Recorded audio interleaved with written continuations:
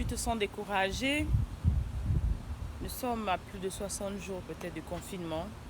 Tu te demandes la raison pour laquelle certaines choses n'avancent pas. Tu as commencé peut-être à faire le sport et tu ne sens plus l'engouement. Tu es fatigué, tu commences le matin, tu arrêtes.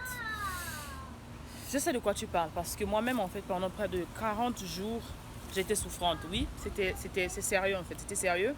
Pendant qu'on se confinait physiquement, mais moralement, physiquement, j'étais vraiment atteinte, d'accord. Je n'avais pas le corona, mais j'ai eu ce qu'on appelle ça, un virus, en fait, des yeux, en fait, d'accord. Et j'avais tellement mal la nuit, la journée, certaines nuits, je ne dormais pas du tout. Mais malgré cela, sachant bien que j'avais déjà des objectifs que je m'étais fixés, je faisais ce que je pouvais faire chaque jour. La raison pour laquelle beaucoup de personnes se découragent des fois, parce qu'on se culpabilise d'abord, d'accord, lorsqu'on ne peut pas le faire. Et deux, on veut avoir cette chose-là, faire cette chose-là à la perfection. C'est-à-dire que si tu as prévu courir par exemple 2 heures chaque jour, et qu'aujourd'hui ou bien toute la semaine, là, tu étais tellement occupé, malgré le confinement, oui, même à la maison, on est occupé, tu n'as peut-être rien fait en fait. Tu commences à te décourager, tu te commences à dire, ah, est-ce que ça vaut même la peine en faire de continuer, j'arrête. Non, non, non, non, non, laisse-moi te dire ceci. Chaque chose, chaque effort que tu fais chaque jour, en fait, tu dois le reconnaître, tu dois te célébrer et tu dois remercier le Seigneur que tu aies au moins eu l'énergie de le faire, en fait. Vaut mieux faire une chose, d'accord, de 15 minutes, de 10 minutes que de faire 0 minutes à hora, en fait.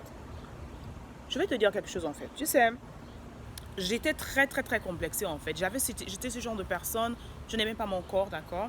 J'avais pris beaucoup de poids à une certaine période de ma vie que j'ai découvert plus tard, que les régimes ne pouvaient pas arrêter, en fait, ne pouvaient pas changer. Il fallait que je fasse un nettoyage complet de mon intérieur avant que les résultats se voient sur l'extérieur, en fait. Et aller à la gym, par exemple, c'était quelque chose que je ne pouvais pas faire. J'avais honte, je regardais toujours les femmes qui étaient filiformes, je regardais toujours ces femmes qui étaient là-bas.